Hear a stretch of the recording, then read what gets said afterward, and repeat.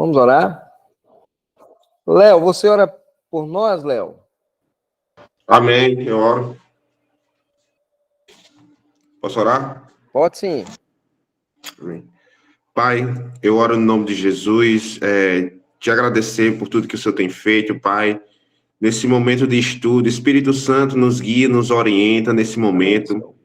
Abre o nosso entendimento, que possamos crescer na graça, no conhecimento, que possamos ter entendimento mais sobre o teu reino, sobre a tua palavra, que as tuas palavras, Senhor, entrem nos nossos corações, Pai. Assim como o Salmo fala, Pai, guardei a tua palavra nos nossos corações para que não peque contra ti, Senhor, Pai. Nos guarda, não abre nosso entendimento. Espírito Santo nos revela algo que a gente não sabe, mas a gente está disposto a aprender cada vez mais. Usa o teu servo, o teu filho, Pai, Amém. em nome de Jesus, Pai. Abençoa a vida dele, a família dele, em nome de Jesus. Amém. Amém. Ok, Léo, obrigado aí, viu? Próxima aula, quem vai orar vai ser a Edilene, viu, Edilene? Se prepare. Ok. Vamos lá, gente, é o seguinte, nós vamos trabalhar hoje um conteúdo muito rico mesmo. Deixa eu permitir aqui uma colega de vocês entrar aqui, tá? Valdete Nascimento. Ela já estou com a gente aqui na turma, gente? Valdete, não é Valdete, não? É? Deixa eu ver aqui, viu, gente? Deixa eu ver, só ver, permitir. Como é? Valdete. Valdete. Tá entrando. Entrou aí, gente? Bom, Valdete, seja bem-vinda, viu? É professora da gente. Ah, é professora, é? Ô, rapaz, entendi. Seja bem-vinda, viu? Ok, obrigada. Não sei o que está acontecendo, que meu notebook está com tudo. Opa, agora ficou claro. Ok, gente, peço desculpa ao professor, né? Eu ter invadido a sala, mas foi um equívoco nosso que eu marquei, eu estava com uma aula com a turma, eu sou a professora Valdete, sou do setor pedagógico aqui também da Polo Natal da FMB, tá? É por isso que eu estou entrando aqui, tenho acesso aos grupos. Que nós estamos com a disciplina, né, de práticas avançadas, e eu havia marcado com eles a aula ontem, só que eu estou fazendo um curso e coincidiu de ser ontem. E marcamos para hoje, só que como teve essa disciplina, né, que a prova já vai ser sábado, claro que vocês teriam preferência para resolver esse problema da prova de sábado, certo? Entendi. Então, eu queria combinar com vocês se era possível, né? Isso são as opções que eu vou dar para vocês, para a gente fazer ou no sábado pela manhã, como a gente tinha o horário, ou então terça-feira, que segunda eu estou no médico com meu esposo, às 17 horas, não sei, é um procedimento cirúrgico que ele vai fazer, e eu não tenho como segunda, mas na terça-feira pode ser. Aí o que vocês dizem? Sábado pela manhã ou... Boanerges prefere na terça. Fica mais prático para mim na terça. Certo. Para mim também na também, terça. Léo? Também. Para mim também. Fica terça, né? Para mim também, na terça. Ok, então terça-feira a disciplina da professora Valdete, viu, gente? Às 19 horas, professor. Oi? Às 19 ou 19? Às 19. Às 19, certo? 19 horas. Professora, pode falar com a turma. Tá, obrigada. Obrigada, professor, pela sua atenção. Deixa entrar na sua sala. É um prazer conhecê-lo, né? E terça-feira, meninos e meninas, nos encontraremos. Vocês podem até passar para as colegas e os colegas que entrarem depois, que nossa aula ficou para terça-feira, tá bom? Abraço e até mais. Até logo, professor. Um abraço, Deus abençoe. Até abraço, tchau. Amém. Tchau. Tchau. Entrando aí o Carlos Magno Queiroz. Pois bem, gente, como eu estou falando aí, que estava falando com vocês aí, é bom porque pelo menos o que ela falou ficou gravado, viu, gente? O que ela falou ficou gravado, aí vocês já podem passar lá para a turma já ficar sabendo da data, né? Como eu estava falando para vocês, nossa aula é um assunto muito interessante. Eu vou compartilhar aqui. Vou compartilhar aqui com vocês a tela, minha tela. Vou botar aqui.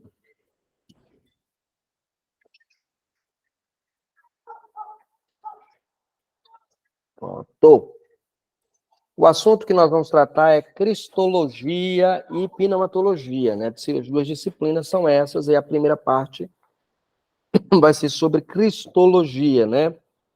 Nós vamos seguir hoje, né? Eu decidi seguir o roteiro que está na apostila, embora o roteiro esteja meio bagunçado na apostila, porque a apostila começa com algumas afirmações, depois ela segue para tratar, por exemplo, o período, começa uma discussão bíblico, né, teológica, depois segue para o período histórico, aí no período histórico começa com reforma, vai para os concílios ecumênicos, depois chega para a patrística, né? O que eu acho que não é um procedimento bom. O procedimento bom é sempre você começar com a questão histórica. Aliás, o TCC exige, inclusive, isso, que você comece com a questão histórica, depois desenvolva as questões teológicas e depois as implicações, né? Essa é a ordem normal de construir um TCC. Mas, fora isso, nós podemos seguir aqui o movimento como está na questão da cristologia, ok? Muito bem. A nível de introdução, o que é teologia? Vamos lá. Alguém se arrisca a dizer o que é teologia?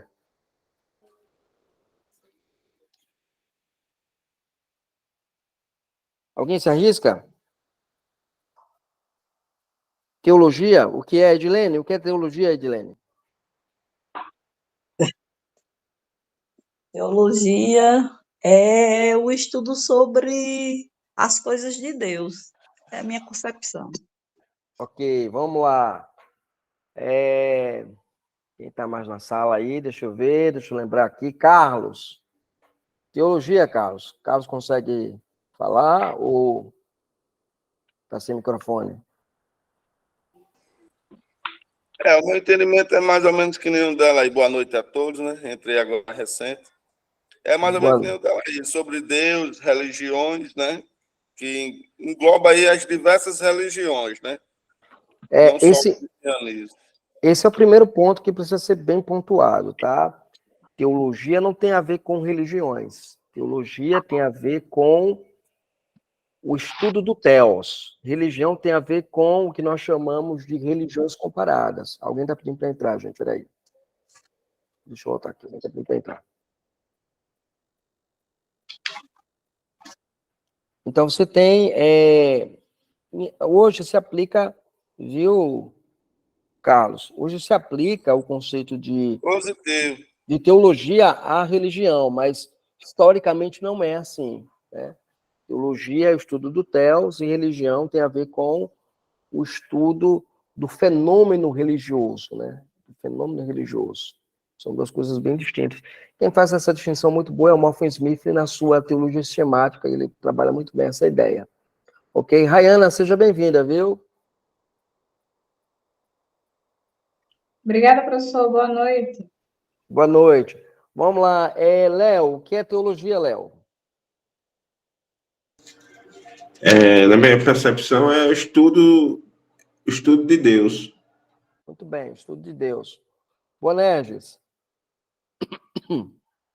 Logia, estudo, Theos, Deus, divindade, estudo do Deus, da divindade.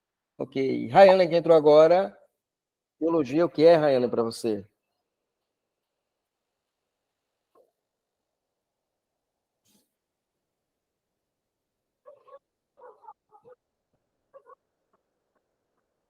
Ok, Dalvaci, seja bem-vinda. Seja bem-vinda, Dalvaci. Deus abençoe. Muito bem, então, o que é teologia? Teologia, gente, é isso aqui, ó. Teologia é o estudo da revelação de Deus dada nas escrituras sagradas. Isso é teologia, né? Você não leva Deus no laboratório, disseca ele e examina, né? Então, você vai levar a escritura para o seu exame, você vai examinar as escrituras, como Deus se dá a conhecer nelas, né? Então, o que a gente tem aqui? Agora, o que é teologia sistemática? Teologia sistemática é a sistematização das doutrinas das escrituras. Essa disciplina tenta organizar os pensamentos acerca de um determinado assunto. Por exemplo, quando nós tratamos de cristologia, é o estudo sistematizado a respeito da pessoa e da obra de Cristo. Embora hoje a teologia faça um desmembramento dessa ideia, né? Por exemplo, quando eu falo de cristologia, eu geralmente tendo a falar da pessoa de Cristo. Quando eu vou falar sobre soteriologia, eu englobo o conceito da obra de Cristo, que outrora, no passado, era estudado junto com a ideia da pessoa. A pessoa e a obra de Jesus eram estudados juntos no campo da cristologia, né? Hoje se separou, né? Eu tenho aqui em casa uma sistemática chamada Compêndio de Teologia do Johannes Volebius, né, de 1600 e pouco, essa sistemática. E nessa sistemática de Johannes Volebius, ele trata a cristologia englobando nela também a obra de Cristo, né? Então, por isso que eu coloquei aqui a respeito da pessoa e da obra de Cristo. Só que hoje as pessoas separaram. Primeiro, só a pessoa e a obra de Cristo vai ser estudada dentro do conceito da cristologia. Muito bem. Cristologia, considerando o conceito. O que é? Cristologia, gente, é o estudo sobre a pessoa de Cristo. Alguns incluem também em sua obra, soteriologia, né? Então, quando eu vou estudar soteriologia, eu vou estudar a obra de Cristo, né? Essa obra de Cristo tem a ver com aquilo que ele fez. É curioso notar que a relação também que existe entre antropologia e cristologia. Nessa ideia, eu vou ter a ideia de antropologia. O que é antropologia? Antropologia é o estudo do antropos. Essa primeira palavra aqui, antropos, significa homem, logia, palavra, razão, discurso, né? Então, o discurso, a razão sobre o homem, é o estudo sobre o homem. Aqui eu vou ter o seguinte, que a cristologia... Desculpa, volta aqui. A antropologia, ela estuda a relação do homem com Deus e estuda a sua condição humana de pecaminoso e de depravado diante de Deus. Então, quando eu estudo antropologia bíblica, e é interessante notar que boa parte da teologia sistemática que nós conhecemos hoje esquece a parte da antropologia. Por quê? Porque vão trabalhar antropologia não no conceito de antropologia propriamente dito, mas dentro do conceito de hamartologia, que vai envolver a queda do homem, né? Pega, por exemplo, o Charles Hodge, né? O Charles Hodge, na sua sistemática, ele desenvolve a discussão sobre isso dentro do campo que nós conhecemos como sendo a ideia, né? Da questão da condição pecaminosa, ou da hamartologia que nós bem conhecemos. Um teólogo que vai discutir antropologia bíblica, que vai colocar esses conceitos lá, de maneira bem ordenada, é o teólogo Morton Smith, na sua Teologia Sistemática, né?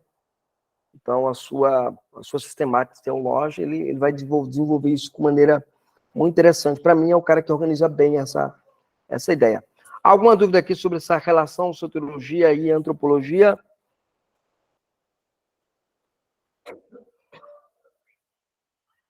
Tá claro aqui, gente? Tranquilo. Posso seguir, né?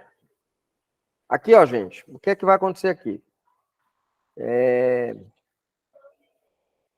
curioso notar, por exemplo, a relação entre antropologia e cristologia, porque a cristologia é a resposta, né? É a resposta à antropologia pecaminosa do homem. Então, por exemplo, se eu tenho um homem numa condição caída, a resposta para essa condição caída do homem é a cristologia. Por quê? Porque a cristologia revela Deus vindo ao homem na pessoa teantrópica, Jesus Cristo.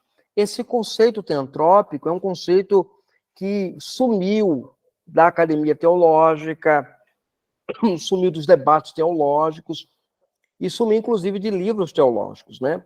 Essa palavra teantrópica tem a ver com a pessoa divina humana. Tean, da palavra Deus, antropia, né? Humanidade, homem, né? Então, aqui tem a ver com a pessoa teantrópica. Quando eu falo de Jesus, eu estou falando da pessoa teantrópica, da pessoa divina humana. Eu preciso desse conceito, porque lá na frente, quando eu esbarrar com o credo de Calcedônia, por exemplo, que vai chamar Maria de Theotokos, para eu não me assustar logo de cara, porque eu preciso entender o conceito de teantropismo, né? Ou seja, Cristo é o homem teantrópico, é o ser teantrópico, é o divino e humano. Aliás, é o único ser que é divino e humano, né? Ele tem a natureza divina e a natureza humana, sendo a ponte de ligação entre o homem e Deus. Então, no conceito teológico, que você está estudando teologia, você está fazendo faculdade de teologia, então, na teologia, o que é que você descobre? Que a pessoa que você menciona como Jesus Cristo é a pessoa teantrópica. Isso é importante, porque nós vamos conseguir enxergar Jesus como um todo, evitando cair nos erros, né, das heresias posteriores que nós vamos estudar aqui na aula. Então, isso aqui é importante a gente guardar, ter isso na nossa mente. Muito bem. Cristianismo versus outras religiões. E aqui entra aquela questão, né, cristianismo versus outras religiões. Nós temos, assim, o grande diferencial do cristianismo e as demais religiões. Todas as demais religiões têm o seu escopo. O fato de um homem estar empenhado. Alguém está pedindo para entrar, viu, gente? Vou sair aqui. Quem pede para entrar? O Lucas. O Lucas está pedindo para entrar. Então, aqui, ó, gente, o que a gente tem? As religiões, elas trabalham uma ideia do homem estar empenhado na tentativa de buscar a Deus. Já o cristianismo, ao contrário disso, tem uma atitude do amor de Deus em busca do homem perdido, João 3,16. É Deus que vem em busca do homem, não é o homem que vai buscar a Deus, né? Então, aqui você tem esse primeiro conceito básico do cristianismo. O cristianismo revela um Deus redentor que vem ao encontro do homem. A religião, ela procura ligar o homem com Deus. O cristianismo diz que Deus é que vem se reconciliar com o homem. Porque, ainda que o homem é que tenha ferido a Deus, desobedecido a Deus, transgredido a lei de Deus, é Deus quem vem em reconciliação, porque se o homem sem Deus é incapaz de fazer alguma coisa. Portanto, a doutrina de Cristo como mediador da aliança. E aqui eu recomendo vocês lerem a Confissão de Fé de Westminster, capítulo 8º lá, que vai tratar sobre de Cristo mediador. Cada proposição ou cada seção daquela confissão, ela vai desenvolver um conceito muito, muito rico da pessoa de Cristo como mediador do pacto. O Cristo, tipificado e pronunciado no Velho Testamento como redentor do homem, veio na plenitude do tempo, nascido de mulher, para tabernacular, armar a sua tenda e levar o efeito de uma reconciliação eterna. Aqui, uma citação de Louis Berkhoff na sua sistemática, né? E é interessante porque Gálatas 4:4 vai dizer que Cristo, ele nasceu no tempo da lei, debaixo da lei, e nasceu de mulher. No capítulo 1 de João, versículo 14, vai dizer que ele se fez carne e habitou entre nós. Essa ideia dele habitar entre nós, a palavra, o verbo grego usado lá é a palavra eskenoceno, tem a ver com uma ideia de armar um tabernáculo. A ideia de tabernacular mesmo, de fato, no conceito exegético da palavra. E em 2 Coríntios, capítulo 5, versos 18 e 19, vai dizer que aqueles que são ministros da palavra têm o ministério da reconciliação, porque Deus está em Cristo reconciliando consigo mesmo o mundo. Então, o conceito da encarnação, que é um outro conceito importante para a cristologia neotestamentária, envolve a ideia de Cristo se tornar homem para vir buscar o pecador.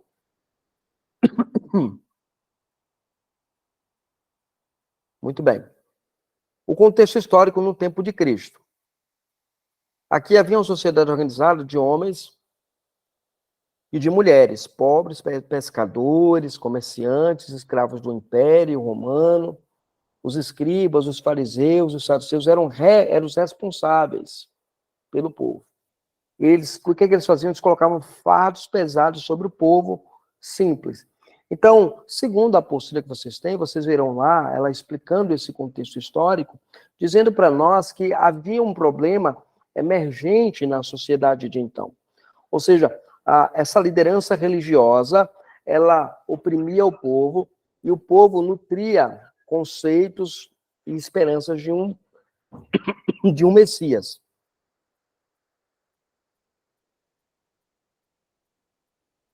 E aí nós temos aqui a ideia de a esperança messiânica.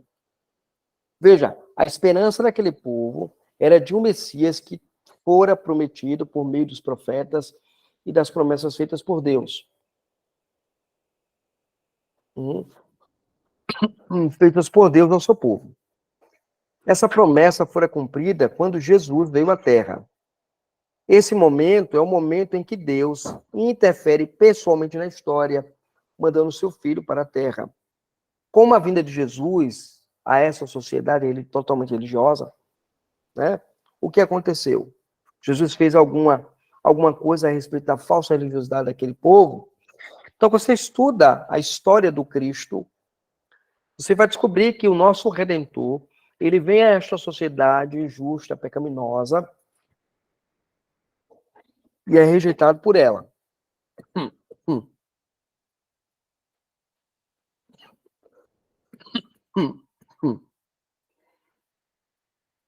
Agora aqui, Jesus veio ao mundo e combateu duramente o sistema religioso na sua época.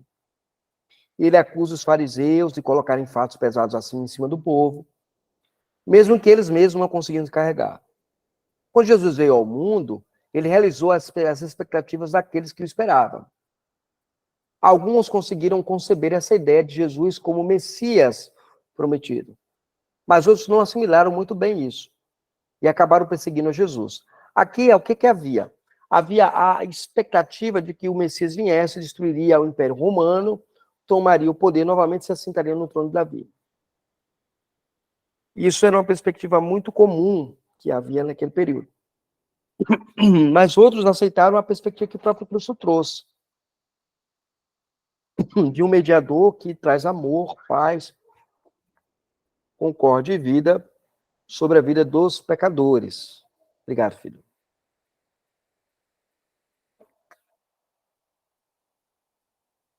Sabendo dessas coisas, podemos considerar o porquê da vinda de Jesus, o porquê de Jesus precisar vir à Terra, qual era o propósito dele. E aqui eu tenho isso aqui, ó, gente. O Cristo veio fazer como Messias. O que ele veio fazer como Messias? Ele veio salvar o pecador perdido. Jesus na Terra, ele pregou a palavra da vida. Ele pregou ele mesmo. Ele ensinava nas sinagogas, como muitos textos dos evangelhos nos afirmam. Durante o seu tempo, entre os homens, Jesus realizou sinais miraculosos, também como as curas, e até mesmo ressuscitar um homem. Tudo isso fez parte do seu ministério terreno. Durante o seu tempo entre os homens, Jesus realizou estas coisas. Tendo analisado o panorama sobre o contexto de Jesus, que ele viveu e a situação daquele tempo, naquela época, podemos agora analisar a pessoa de Jesus propriamente dita. Veremos a parte histórica sobre Jesus e sobre as linhas de pensamento acerca de Jesus. Também temos as doutrinas que são consideradas bíblicas a respeito dele.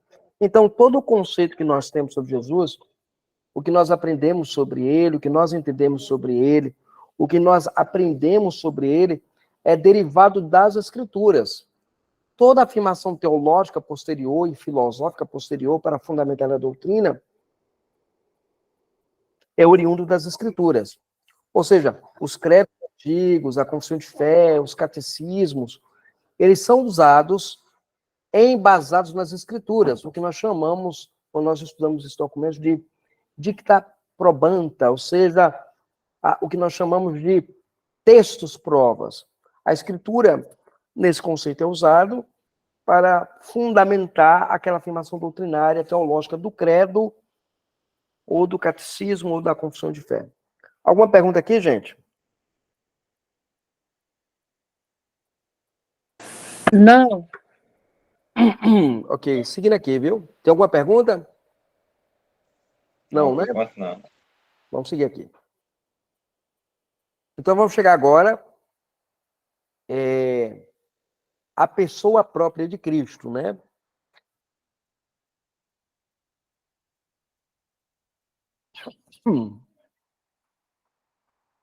Vamos considerar agora a cristologia na história da igreja.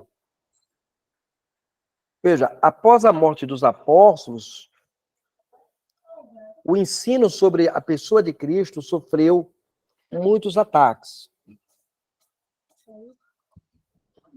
Sofreu muitos ataques dos inimigos da igreja. E se levantaram contra a pessoa de Cristo e sua natureza. Aqui é interessante, quando você tem a morte dos apóstolos, a igreja, ela começa a entrar dentro dela ideias e filosofias a respeito do Cristo que não eram ideias que estavam oriundas ou fundamentadas na Bíblia. E aí vai surgir os famosos polemistas e apologetas. Os polemistas, eles serão aqueles que vão discutir a doutrina dentro da igreja. E os apologetas são aqueles que vão defender a doutrina dos ataques de fora da igreja. O problema é que os polemistas, eles deixam de existir e passam agora a ter somente os apologetas. Por isso que hoje, em muitas igrejas, há doutrinas sobre a pessoa de Jesus que não é oriunda das Escrituras. Eu lembro que eu fiz parte de uma igreja onde um presbítero, uma igreja que não era presbiteriana, onde o presbítero dizia que Jesus ele subiu aos céus com um corpo fantasmagórico, não com corpo de carne e osso. Né? Isso é uma heresia muito grande, mas era o que ele ensinava. E eu dizia que aquilo estava errado, e era uma briga direta. Aqui você tem um primeiro, eu posso dizer assim, gente, a primeira ideia sobre Jesus Cristo a ser desenvolvida na igreja. É a chamada união hipostática. A união hipostática, também conhecida como união mística, ou dupla natureza de Cristo, é a doutrina clássica da cristologia, que afirma que Jesus tem duas naturezas, sendo homem e Deus ao mesmo tempo. E, ou seja, ele tem a hipostasis, que é substância, né? No decorrer da história, veremos que houve várias heresias sobre isso. Alguns sacrificavam a natureza humana, em detrimento da divina, e outros faziam o contrário, ou seja, sacrificavam a humana em detrimento a divina em detrimento da humana. Tem ideias, por exemplo, que as pessoas dizem assim, lendo o texto bíblico, né? Quem está falando aqui é o homem Jesus. Quem está falando aqui é a parte divina de Jesus. Veja, na união hipostática, você não tem essa ideia. Não existe essa ideia de que uma hora Jesus falava como homem e a outra hora ele falava como Deus. Não tem isso, tá? Isso não existe. Por isso que eu falei no início da aula sobre a ideia da pessoa teantrópica. O que é a pessoa teantrópica? É a pessoa divina humana. As ações são da pessoa de Cristo. Então a gente precisa entender isso com muita clareza. Porque quando nós não entendemos isso, nós criamos uma heresia muito grande como o eutiquianismo, né?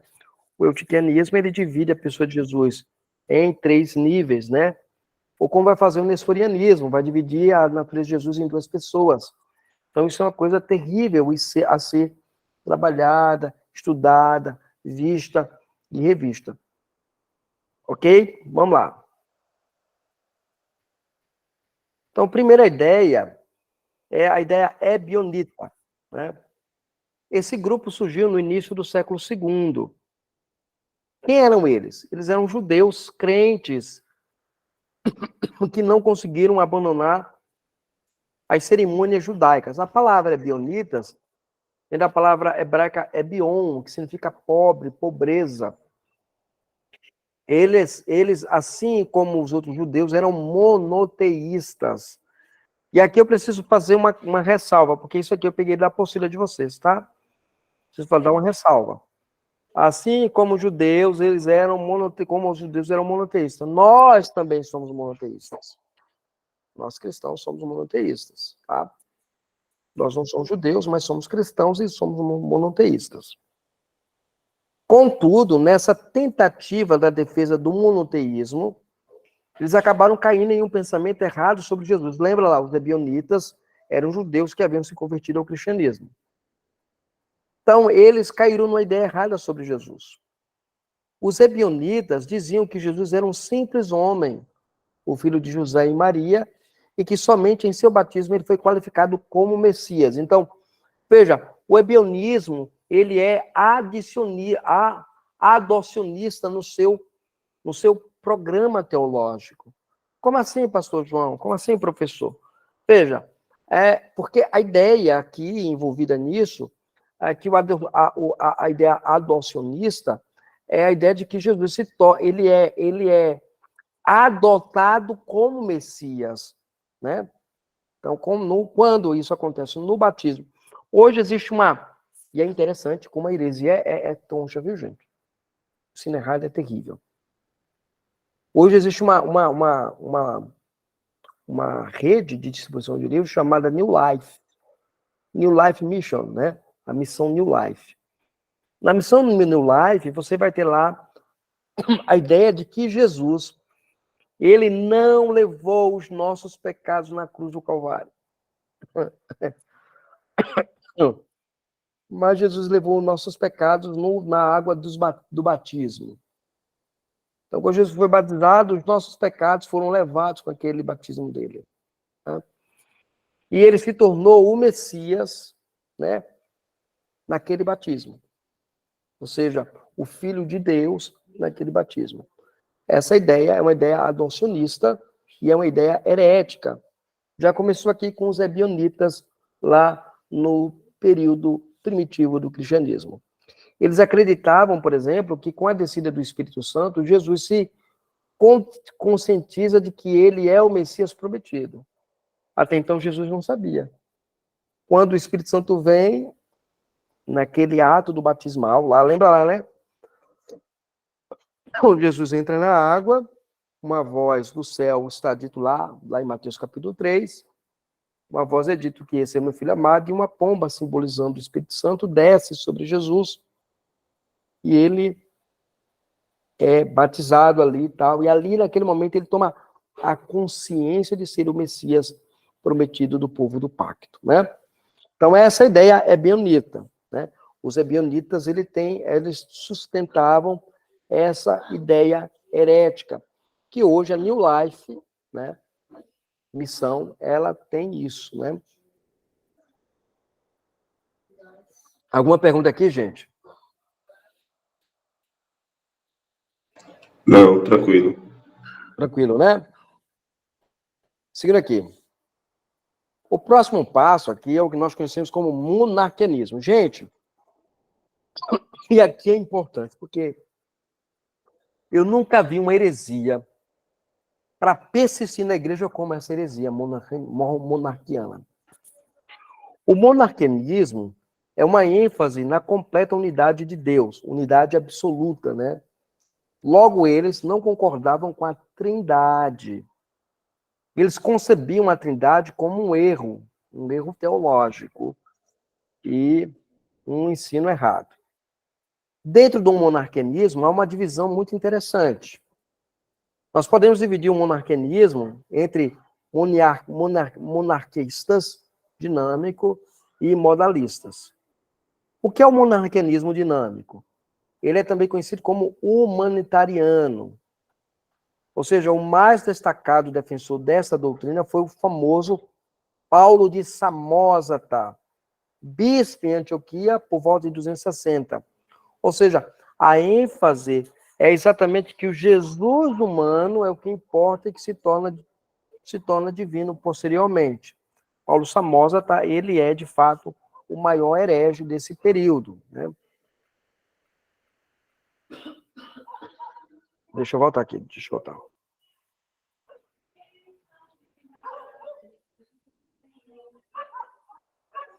O monarquianismo dinâmico, o que ele ensinava? Veja bem, Paulo de Samosata ensinava que Jesus era originalmente um mero homem, sendo elevado a uma posição superior no batismo, quando recebeu o poder, ou seja, o dinamis, né? A palavra dinâmico vem dessa palavra dinamis. A palavra dinamite também vem dessa palavra dinamis. O poder do céu. Veja que é a mesma ideia do ebianismo, né? A ideia aqui é o Cristo, ele é mero humano e ele se torna o Cristo quando ele recebe as águas do batismo. Este poder que passou a residir na pessoa humana de Jesus, como mero recipiente, ele recebeu esse poder, qualificou-a, a pessoa humana, para uma tarefa especial. Assim, Jesus foi elevado a uma posição intermediária entre Deus e os homens. Por isso que eles vão discutir a questão do mediador aqui, nessa ideia. No entanto, Jesus não é essencialmente divino, ele não é Deus, no conceito monarquiano dinâmico. A consciência de ser portador do Logos, como diz o ebionismo, foi crescendo gradativamente em Jesus a partir do seu batismo. Percebe como as heresias são muito parecidas? Então, o ensino aqui, ele é muito parecido. Seguindo aqui.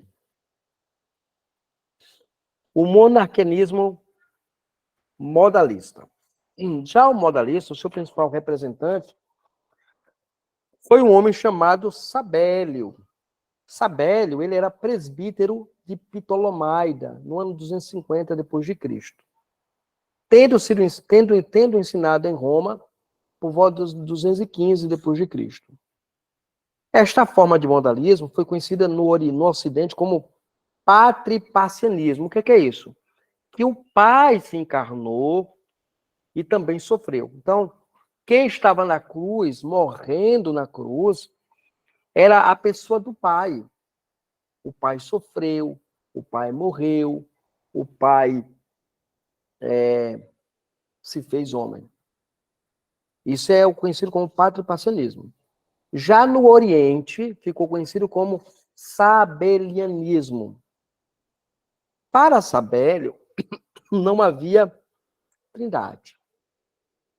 Pai, Filho e Espírito Santo eram apenas nomes diferentes para a mesma realidade.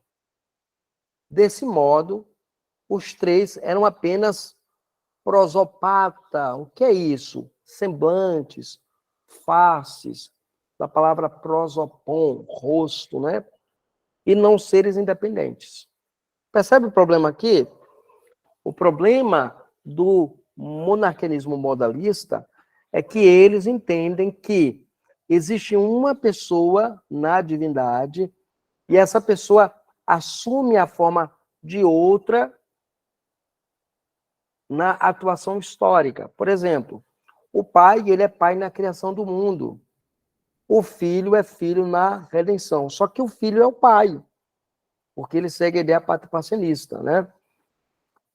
Então, o Filho... E agora, nos dias de hoje, o Pai se tornou o Espírito Santo. Porque não há distinção entre as pessoas da Trindade. Porque não há Trindade. Né? Essa é a ideia. Essa ideia, gente, ela é popularizada hoje por várias igrejas.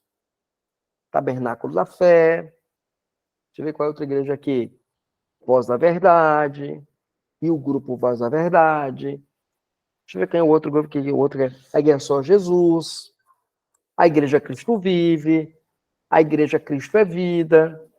Esse grupo todinho, eles negam a doutrina da Trindade e, para substituir, usam uma doutrina sabeliana, né, como referência para eles. A estrutura modalista é essa aqui, gente, tá?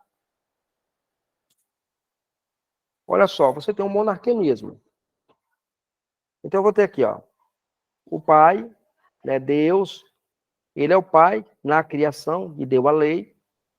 Esse Deus se torna o Filho na encarnação e esse Deus se torna o Espírito Santo na regeneração e santificação. Deus entende aqui que é uma das pessoas da divindade. Nesse caso aqui, seria a pessoa do Pai. Então, o Pai virou, né, o Pai, depois o Filho e depois o Espírito Santo. De sorte que essas duas aqui deixam de existir e só ficam essa aqui. Qual a implicação da doutrina? Não há trindade. As três formas de revelação não são coeternas, porque uma aparece e depois, quando vem a segunda, a outra é anulada, porque não existe a outra, só existe uma pessoa na divindade. Não são coeternas. E não há essa ideia de trindade, mas há apenas três modos da mesma pessoa ser, e não três pessoas divinas, né?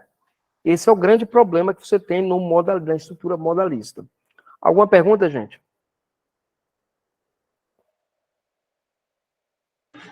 Nenhuma. Até agora tá Tá tranquilo, né? Tá compreensivo, não tá?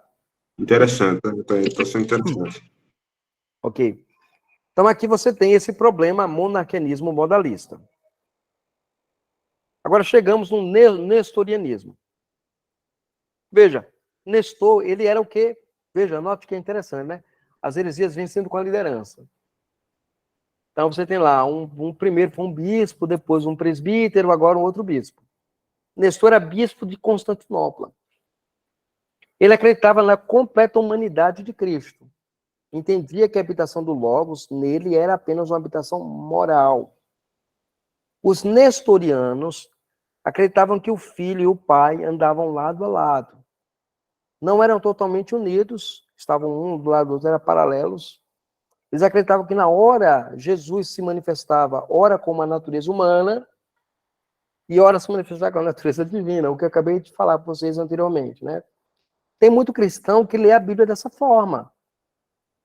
Entende Jesus dessa forma, e essa forma é uma maneira errada de encarar a pessoa de Jesus. O Concílio de Calcedônia, em 451, condenou esses conceitos e manteve a crença na unidade da pessoa, como também na dualidade das duas naturezas. O nestorianismo entendia o seguinte, que as duas naturezas, não haviam duas naturezas, haviam duas pessoas em Jesus, a pessoa humana e a pessoa divina. Nós cremos que há o quê? Duas naturezas, a divina e a humana. Ele já acreditava que havia a pessoa humana e a pessoa divina.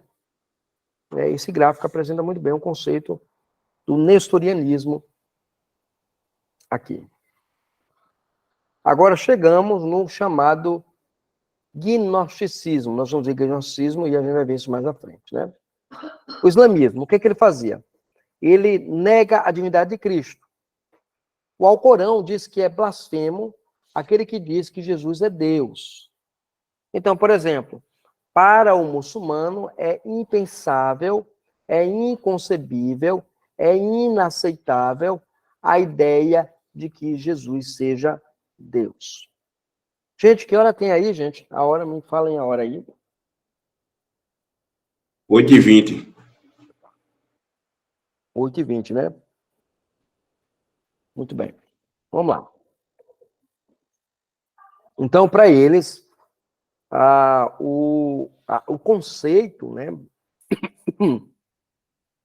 de Jesus ser divino é um conceito que eles não aceitam. É um conceito que eles dizem que é errado. Agora, vamos lá. Gnosticismo.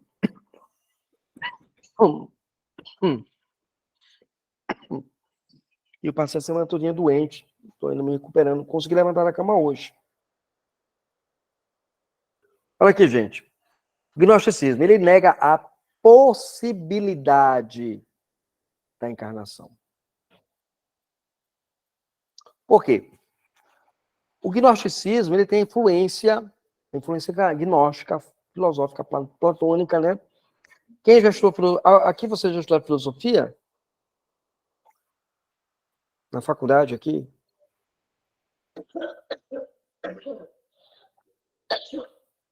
Alguém estudou filosofia aqui, gente? Já assisti, já tivemos aula. Já tiveram aula de filosofia, né? É. Se você estudar de fato filosofia, né? Porque hoje a pessoa ensina mais ideologia, mas se estudar de fato filosofia, vocês vão lembrar que existiu o discípulo de Sócrates, Platão, e Platão ele tinha um conceito platonista da realidade, né? Qual é a ideia? A ideia é o mundo das ideias e o mundo real. Lembra lá, né? O mundo real, eu tenho os arquétipos de tudo que há neste mundo. Ou seja, tudo que nós temos nesse mundo aqui, que nós vivemos, é uma réplica do que você encontra no mundo ideal.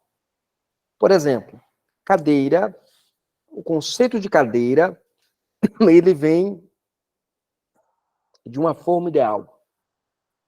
É claro que nem toda cadeira que você senta é de plástico, é de madeira, tem vários tipos de cadeira. Mas a ideia de cadeira é de onde veio? Do mundo ideal. O problema é que no conceito de Platão é que a alma também, ela estava nesse mundo ideal e ela, por alguma razão, caiu do mundo ideal.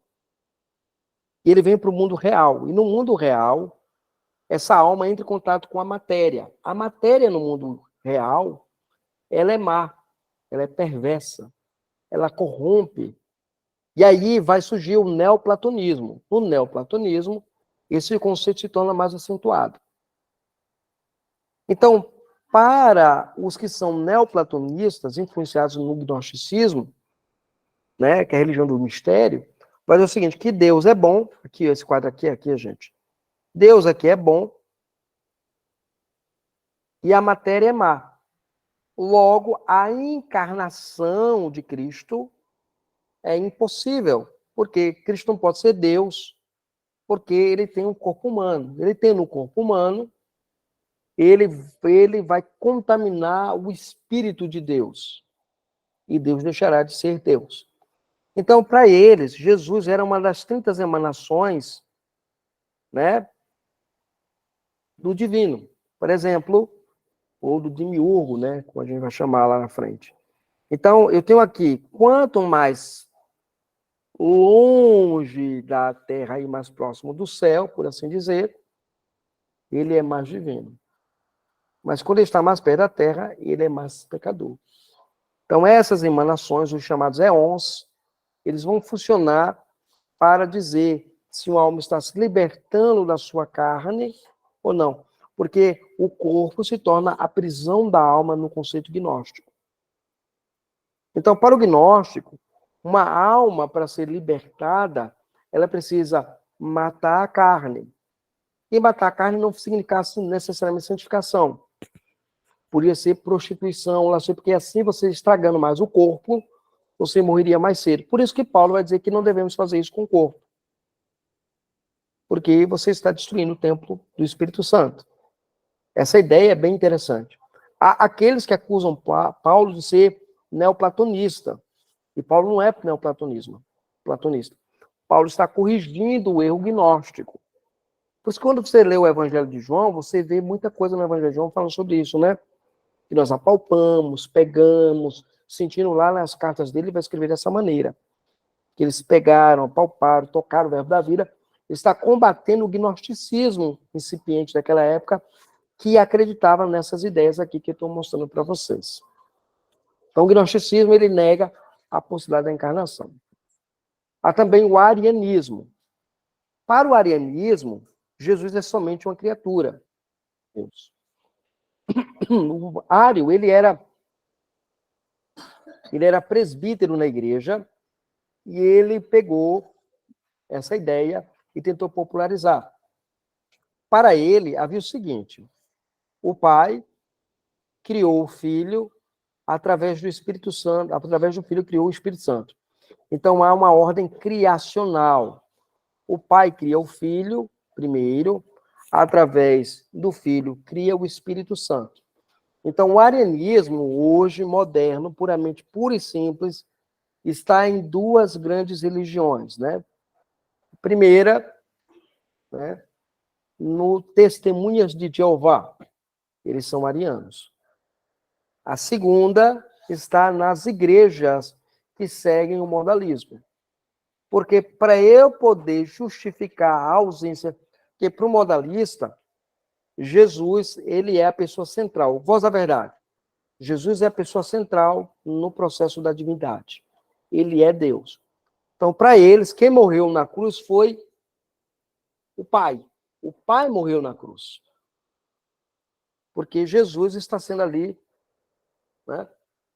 Ou o Filho morreu, ou Jesus morreu na cruz. E a pergunta que você faz é o seguinte: quem o Filho estava orando se não havia Pai lá, se ele havia descido do céu para vir se tornar o Filho? Como é que Jesus ora um Pai que não existe? Né? Então, são várias coisas que você pode olhar. Então, para ele fazer isso, ele vai ter que dizer o seguinte, que Jesus, ele de alguma forma, houve um momento que Jesus foi criado. E aí as heresias começam a tomar conta do pedaço. Alguma pergunta sobre esse aspecto aqui, gente? Alguém tem pergunta? Não, Não, né? é interessante essa matéria. A cristologia, eu acho que a cristologia é muito rica. É uma pena que a gente tem pouco tempo para estudar ela. Eu tenho várias coisas para falar sobre helenismo, eu tenho várias coisas para falar sobre gnosticismo, islamismo, mas eu não posso, porque a aula ela não me permite. Eu estou seguindo o mais fiel possível, como está na apostila. Mas eu tinha muita coisa para colocar aqui ainda. Muita coisa. Aliás, por exemplo, eu fui sabeliano. Eu fui modalista, né? Eu neguei a Trindade durante muito tempo na minha vida. Então, vou estudando, pesquisando, estudando essas coisas que eu acabei voltando para a Trindade, né? Então, a ideia, a disciplina, ela quando o Miquel me chamou para ministrar essa disciplina, perguntou se eu encarava ela, eu disse, rapaz, eu sou apaixonado por ela, porque é uma disciplina encantadora, muito boa de se estudar. Tanto ela quanto pneumatologia, tá? A cristologia ela é importante. Vamos lá, aqui. Agora vamos lá. Como outras religiões olham para a pessoa de Jesus Cristo, tá? Aqui eu vou falar do espiritismo kardecistas, como está na apostila também. Eu fui criado no espiritismo kardecista, né? Eu nasci no espiritismo kardecista. Para este, Jesus é um grande exemplo a ser seguido. Ele pode ser a medida da humanidade, ele é o arquétipo da própria humanidade. Para o kardecismo, Jesus cumpre totalmente a lei e é o tipo de lei moral. Mas o que acontece com o Espírito Santo quando ele pousa em Jesus? Para os espíritas, Jesus foi animado pelo Espírito Santo. Ou seja, ele era inerte lá e se tornou animado pelo Espírito. Mas esse Jesus não pode ser o Criador e Redentor. Ele pode até se encontrar entre os espíritos mais elevados. Mas ele não pode ser Deus, o Todo-Poderoso, o Criador de todas as coisas. Na cristologia, na verdade, na obra cristológica, na estrutura cristológica, na pessoa e obra de Cristo, há um momento em que Cristo morre na cruz do Calvário para satisfazer a quem? A ira do Pai. A doutrina da expiação ela é substitutiva e ela é satisfatória. Para o espírita, isso é uma doutrina imoral. Eu digo porque eu li, né? Eu li nos livros. Espírita quando eu era espírita. Então é imoral ter a ideia de Jesus morrer na cruz para salvar as pessoas. Porque as pessoas têm que ser salvas pelos seus próprios esforços. Alguma pergunta aqui, gente?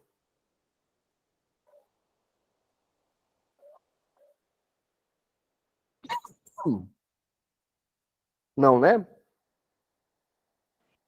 Não. Agora vamos lá, para a pessoa de Cristo, a cristologia na Reforma Protestante. A Cristologia na Reforma. A partir de agora, concentraremos no estudo do breve e simples sobre a Cristologia da Reforma e pós-Reforma. Nós iremos fazer uma observação nos documentos confessionais destes séculos, que representam a posição da tradição de tradições luterana e reformada nesta época. Lutero, em seu catecismo, declara o seguinte: o que isso significa? Creio em Jesus Cristo, o verdadeiro Deus, gerado do Pai desde a eternidade, e também verdadeiro ser humano, nascido da Virgem Maria. É meu Senhor, ele perdoou a mim, pessoa perdida e condenada, e me libertou de todos os pecados, da morte e do poder do diabo. Fez isso não com dinheiro, mas com seu santo e precioso sangue e sua inocente paixão e morte. Fez isto para que eu lhe pertença, seja obediente a ele em seu reino e lhe sirva em eterna justiça, inocência, felicidade.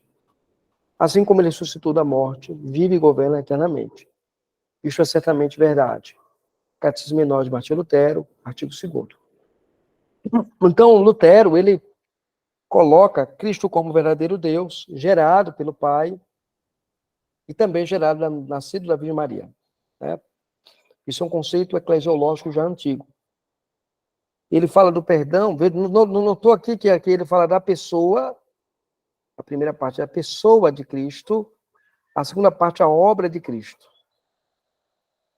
Então, obra e pessoas estão ligados, tá? Obra e pessoas sempre estão ligados. Agora, o breve catecismo de Alchemista, de 1643 a 1648, na pergunta 21, pergunta assim para a gente, ó. Eu gosto dessa pergunta do catecismo. Quem é o redentor dos escolhidos de Deus?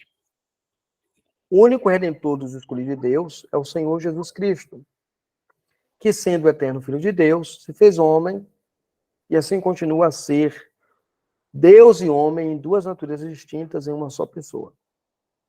Note aqui, o catecismo, ele lembra para nós que ele é o único redentor, ele é o eterno Filho de Deus, ele se fez homem e assim continua a ser Deus e homem. De que maneira? Em duas pessoas, em duas naturezas e em uma só pessoa. Como assim uma só pessoa? Lembra do conceito de pessoa teantrópica? Então, divina e humana. Entenderam aqui? Porque ele tem duas naturezas, então ele é uma pessoa teantrópica. A pergunta 22 é assim: como Cristo, sendo Filho de Deus, se fez homem? Como foi que aconteceu a encarnação? Né? Essa é a principal pergunta. Como aconteceu a encarnação? Ele diz assim: Cristo, o Filho de Deus, se fez homem, tomando um corpo verdadeiro e uma alma racional, sendo concebido pelo poder do Espírito Santo, aonde? No ventre da Virgem Maria. Nascido dela, vai sem pecado. Aqui é interessante, porque nessa pergunta 22, o catecismo ele pontua para nós que ele se fez verdadeiramente homem. Ele tem um verdadeiro corpo humano e uma alma racional. Por que isso é importante? Porque o eutiquianismo é uma heresia posterior. Essa heresia vai sustentar que o Cristo ele tinha uma alma e que essa alma foi absorvida pelo Logos. Né? Então, o catecismo diz que não, que ele vai ter a alma e ele tem a divindade e a humanidade nele. Notaram que a divindade e a humanidade estão presentes dentro do papel do Espírito Santo e a Virgem Maria é quem partilha para Cristo a sua humanidade. Como nós observamos, pelo menos os dois documentos confessionais desse período da Reforma, eles dão a entender que tanto a tradição luterana quanto a reformada afirmam em suas confissões, em seus credos e afirmações ortodoxas do Concílio de Calcedônia. Houve uma pequena divergência entre reformados e luteranos com respeito à comunicação dos atributos, mas mantiveram-se em conformidade quanto à divindade e humanidade. Ou seja, os atributos do divino é comunicado à natureza humana segundo a concepção luterana. A concepção reformada não há isso. Né?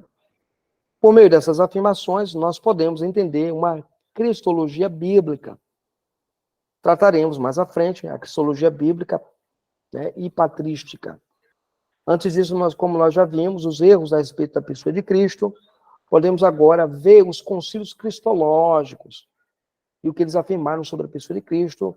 Com isso, temos uma grande base da nossa cristologia bíblica. Então, lá, os concílios antigos. O primeiro concílio é o concílio de Nicéia, em 325. Ário, que é aquele lá, o pai dos testemunhas de Jeová moderno. Ário era um sacerdote alexandrino, negava que Jesus tivesse natureza igual ao Pai. Para ele, o Filho de Deus, Jesus, em algum momento na história foi gerado. O arianismo, como nós vimos de maneira anterior, negava a divindade de Jesus. Para o arianismo, Jesus em algum momento passou a existir. Houve um tempo que o verbo, Jesus, não era o verbo. Ou seja, há um momento do início de Cristo no conceito ariano. O Concílio de Nicéia, com a ajuda dos pais da igreja, tomou uma decisão que é tida como ortodoxa até os dias de hoje. Tida não, ela é ortodoxa. Tá? Essa frase é infeliz na apostila. O concílio afirmou que Jesus é da mesma essência do Pai. Eles são um, João 10:30, eu e o Pai somos um. Jesus é co-igual a Deus. Jesus não é semelhante a Deus, ele é Deus. Aqui é importante. Jesus é co-igual a Deus, ou seja, João capítulo 17, verso de 1 a 5, vai dizer assim: ó Pai, me glorifica com a mesma glória que eu tinha contigo antes que o mundo fosse criado. Ele tem aí a co-igualdade com Deus. Ele não é semelhante, como Mário dizia, ele tem substância semelhante, ele é de semelhança à substância, não, é da mesma, né?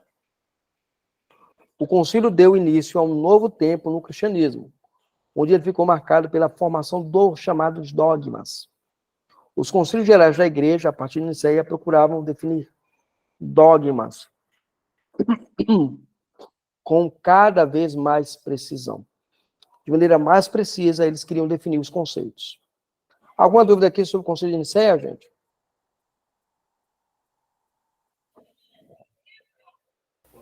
Não, tô tranquilo por enquanto. Ok. Assim como em Nicéia, agora temos o concílio de Éfeso, que é 341.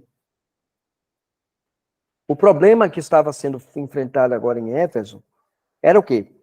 Era entender a pessoa de Jesus. Em Éfeso, a humanidade de Jesus estava sendo questionada.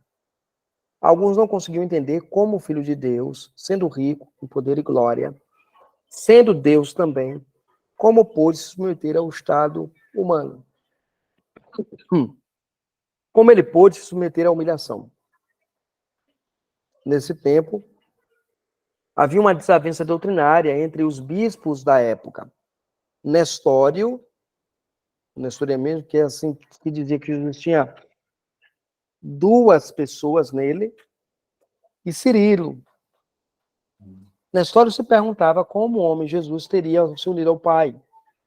Cirilo defendia uma posição do alto para baixo. Ele não conseguia conceber a ideia de um Deus soberano ser humilhado em forma de homem.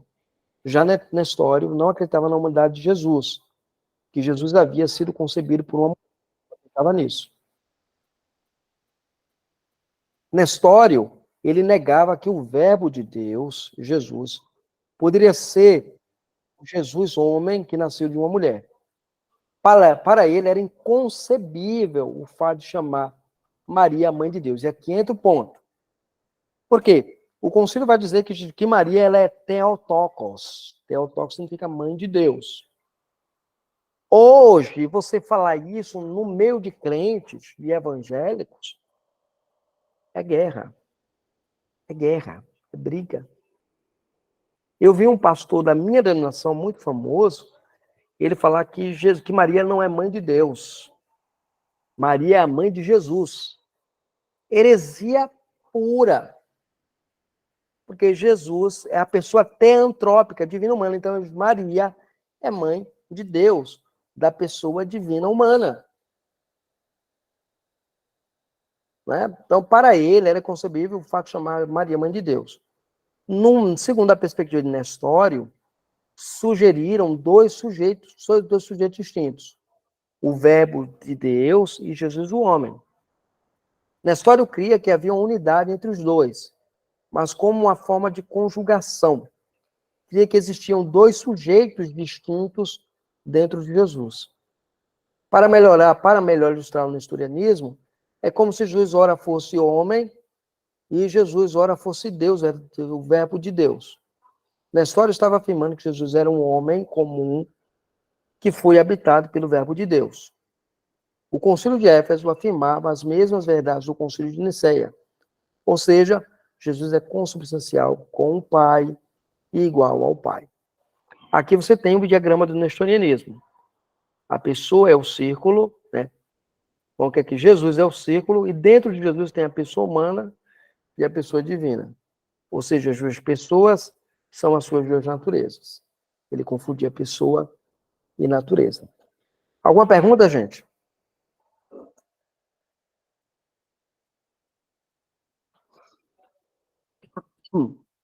Alguém lhe pergunta? Não. Não, né? Valeu, Edilene. Chegamos no Concílio de Calcedônia, 451. O Concílio de Éfeso, ele explicou o significado da encarnação em termos de união hipostática. Já em Calcedônia, o problema também era em relação à humanidade de Jesus. A pergunta feita era se o verbo de Deus se fez homem, se possui em si mesmo a natureza humana. O que acontece com essa natureza no processo da união? Ou seja, ele é divino, mas se encarna. Quando se une a pessoa, o que vai acontecer? Os dois se fundem, o divino e o humano se fundem, ou se separam as pessoas. Ou a pessoa divina, ela mantém duas naturezas que não se unem, não se confundem e não há fusão. Essa é a questão, né? Veja, alguns afirmavam que após a união, Jesus não seria mais homem. Por quê? Lógico, o divino absorveu o humano, né? E não teria mais em si a natureza, já seria consumida pela natureza divina. Outros afirmavam que se ele tem a natureza divina, ela poderia ser consumida pela natureza humana. Ela poderia consumir a natureza humana. Então não teria necessidade de Jesus fazer coisas de humanos. O concílio afirmou que em Jesus havia duas naturezas, e que elas são conservadas após a união. Jesus é verdadeiro homem, verdadeiro Deus, completo. Como Deus e homem, alguns na época afirmavam que Jesus é de duas naturezas, mas não tinha duas naturezas. Só restava uma natureza nele. O concílio afirmou que Jesus é de duas naturezas humanas e tem duas naturezas em uma só pessoa, porque as naturezas não se confundem, não se fundem e não se separam da pessoa. Alguma pergunta aqui, gente?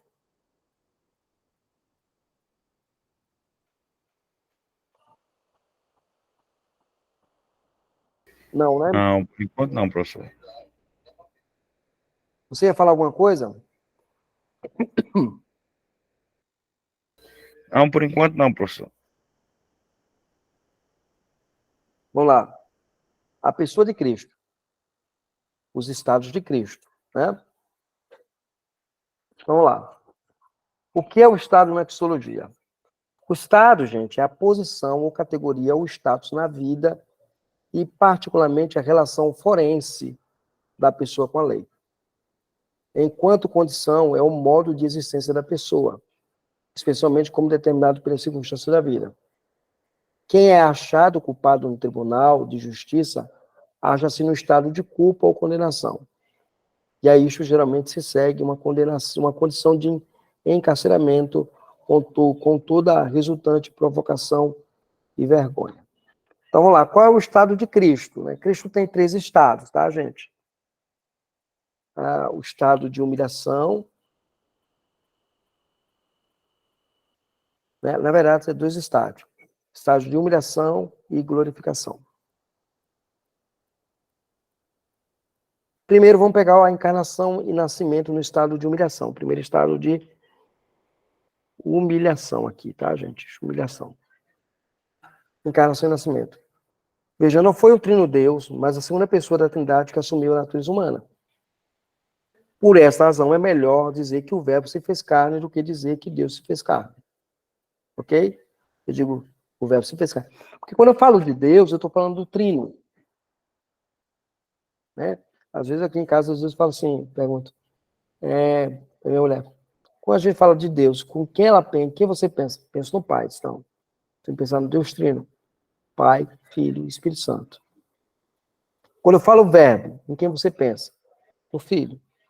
Entende? Então é melhor dizer exatamente isso. Mesmo com isto, devemos nos lembrar que todas as pessoas da Trindade agiram na encarnação. Ao falar da encarnação de Jesus, é diferente de falar do nascimento de Jesus. Ao tratarmos da encarnação, podemos ter em mente uma pré-existência. Ele existiu preexistentemente. Jesus já existia, mas agora, com a encarnação, passa a existir na terrena, na vida dos homens. Podemos definir a encarnação da seguinte maneira. Né? O preexistente Filho de Deus assume a natureza humana e se reveste de carne e de sangue humanos, um milagre que ultrapassa o nosso limitado entendimento. Isso nos mostra claramente que o infinito pode entrar nas relações finitas. E, de fato, entra. E que, de algum modo, isso sobrenatural pode entrar na vida histórica do mundo. Berkhoff nos lembra isso. Então, o que é a encarnação? É exatamente isso, quando ele assume a natureza humana, revestindo-se de carne e de sangue humanos. A pergunta é, qual era a necessidade da encarnação? Havia uma discussão no período escolástico se a encarnação fazia parte do plano da criação ou do plano da redenção. Eles se perguntavam se Jesus viria ao mundo, mesmo se o pecado não tivesse entrado no mundo. Alguns dizem que a encarnação indiscutivelmente aconteceria de qualquer maneira. Outro, como Tomás de Aquino, afirmava que a encarnação de Jesus só se fez necessária pela entrada do pecado no mundo. Os reformadores acabaram concordando com Aquino. Então, a ideia da encarnação se tornou possível por causa da queda.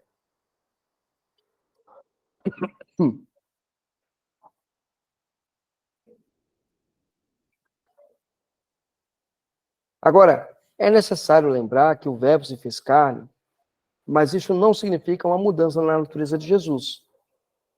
Não significa dizer que Jesus deixou de ser o que era antes. O Logos continuou o mesmo, antes e depois da encarnação. Como vimos, nos concílios há a afirmação de que Jesus possuiu duas naturezas completas e que não altera nem se sobrepõe uma ao outra. Não há confusão, não há mistura, tudo é bem definido. E aí nós encerramos aqui. O estado de humilhação. A encarnação de Jesus formou mais um membro da raça humana. É necessário lembrar-nos do nascimento de Jesus. Ele nasceu por meio de uma concepção sobrenatural. Uma mulher virgem deu à luz a Jesus. Foi o poder do Espírito Santo que concebeu Jesus de uma mulher puramente virgem. Aliás, o credo apostólico vai afirmar isso. Isso nos afirma que o nascimento de Jesus foi um nascimento sobrenatural, ao qual ele foi chamado de Filho de Deus. Ou seja, a encarnação de Jesus faz parte da sua humilhação. Muito bem.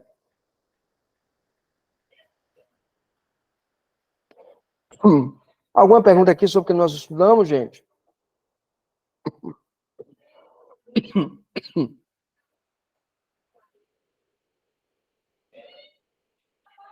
Alguém tem alguma pergunta?